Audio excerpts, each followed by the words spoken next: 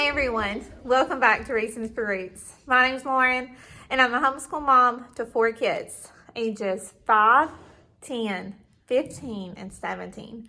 So in our homeschool, I have a first grader-ish.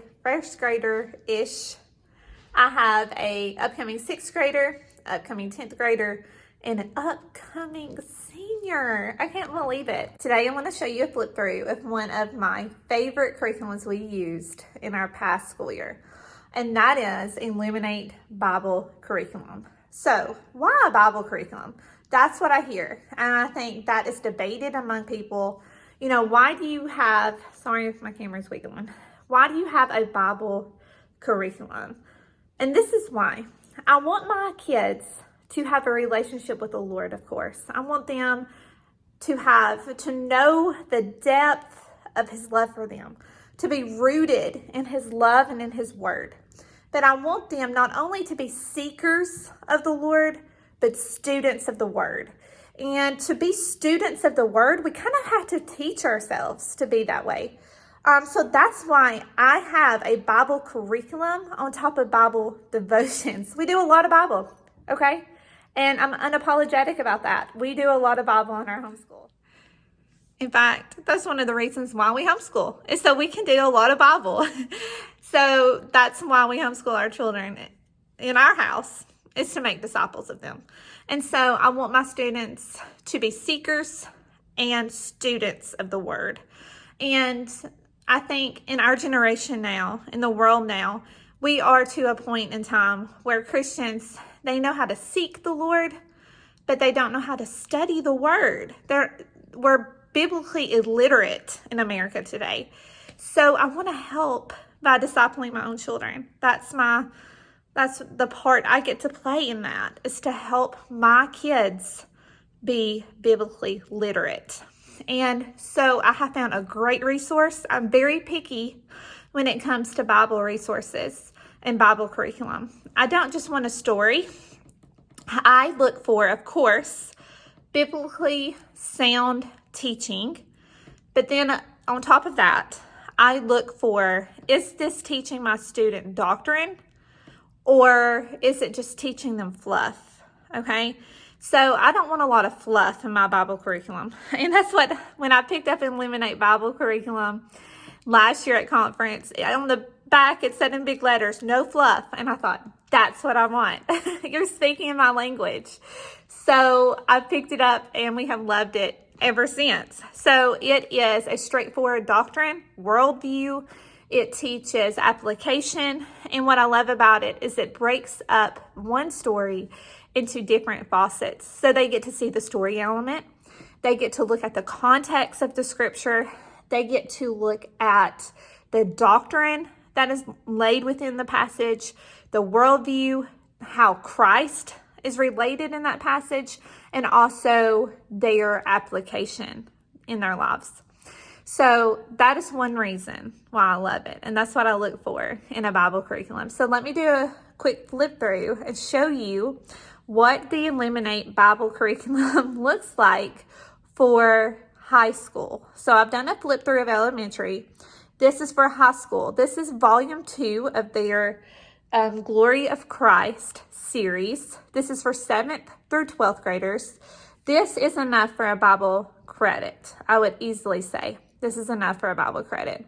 We're going to do this in our morning time, and we're not going to do so much of the workbooks. We're going to do just pieces. But if you wanted the full credit, there's tests and there's tons of questions and enough information for you to have a full credit of Bible for high school. So let's get to it. Okay, so here is the teacher's guide and the student book. So you will see the teacher's guide is pretty thick and the student's guide is not. So let's look at the teacher's guide first. So I chose volume 2 because I felt like that's where we were in our studies. I felt like it would fit in better. And that's the great thing about being a homeschool mom, is you get to choose which curriculum you want to use and even what volumes of that curriculum you want to use. So this is published by Union Gospel Press. It held up very well last year with the spiral binding and the I wouldn't even say, it was not a very thick cardstock, but it held up good last year. So this is the table of contents. So you have different two semesters, but different units. So each unit, you're really talking about one topic, okay? So in unit 1, it's the sinfulness of man, and you go from sin enters the world, the flood, the Tower of Babel, Sodom and Gomorrah, and then you have a test. Unit 2 is God protects and directs his people. Unit 3, Christ comes on a mission of rescue. So you even go into from the Old Testament into the New Testament. So this is not a chronological study. It's more of a theme-based study. Okay, Unit 4 is the church spreads the message of rescue. Unit 5 is the forerunners of Christ, the prophets, the forerunners of Christ, the priest, the forerunners of Christ, the kings. And I love that. I love how they have broken each one into their own unit. And then Unit 8 is Christ, the perfect Redeemer. Okay, here is the lesson overview. It gives you a sample schedule, a typical week, how to use the student guide, a plan for the year, and here is our first unit.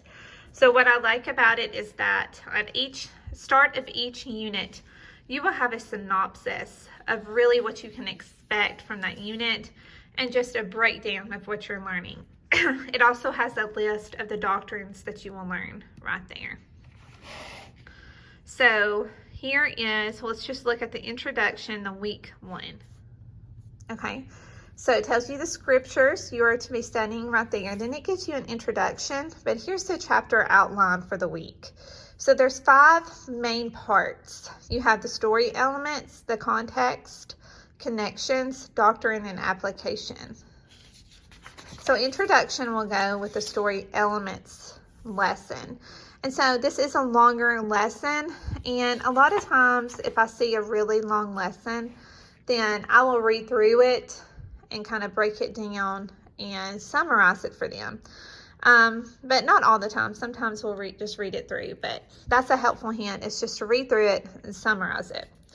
And so for the story elements, it's saying what happened and why is it important. So every week you will have a story element of Genesis 3, 1 through 13. And then there's different questions there you will discuss. The Bible and the arts. Okay, and then for the second section is context. Okay, so you're still in Genesis 3. Context always asks who, what, where, and when. And so that's just giving you the context of the verses you're studying. Teaching your students and your kids to study the context of the scriptures. I mean, that is so important to Bible study. Okay, then you have the connections section.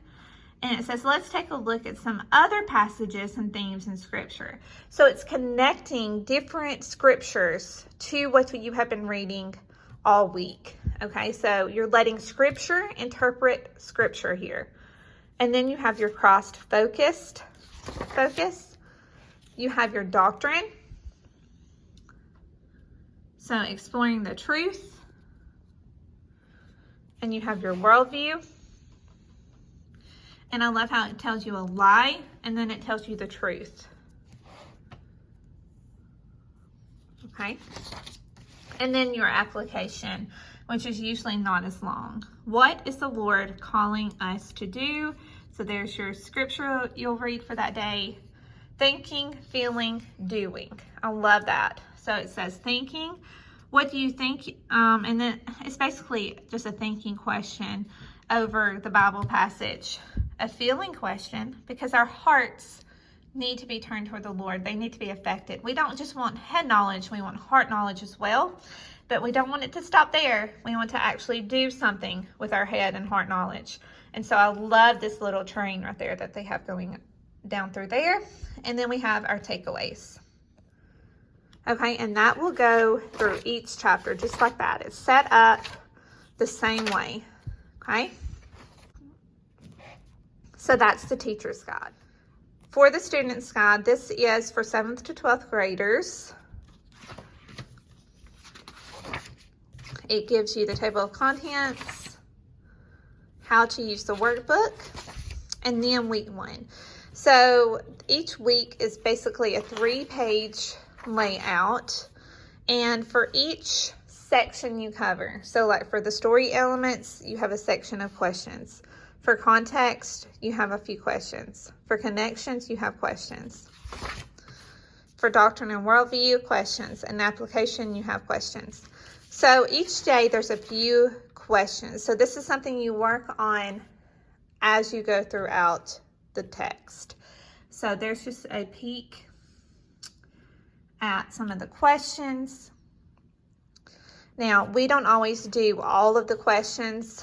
Usually I just choose a few that I think really need to drive home the point that we're trying to make for the week. Especially with my 6th grader, she will not be doing all these questions.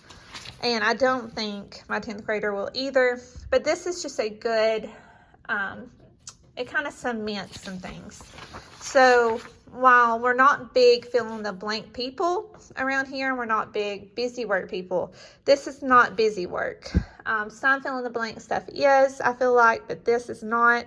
So I will choose just some random questions for us to complete with each section. And then at the end of the unit, which is usually 4 to 6 weeks, you will have a unit test. Now this is a pretty long test. Let's see, 36 questions, but you can see those questions are pretty in depth. And so I will use this for my 10th grader just to help with his test taking skills. But with my 6th grader, I'll probably do this orally, and I probably will pick and choose. And I may do it orally with my 10th grader. We'll see. But if you like tests, you can have them do it all. That's up to you. But it's a good little test there for your high school student, and definitely could be a high school credit. So that pretty much sums up the Illuminate Bible series. I hope you enjoyed this flip through. If you're curious at it, go to uniongospelpress.com and look through what they have. They have curriculum for younger kids as well as older kids. So I have done a flip through and a review of their K through 6th grade God is Faithful series. So if you want to look at that, you will find that on my flip through playlist. Thank y'all for watching today, and I hope y'all are blessed wherever you are.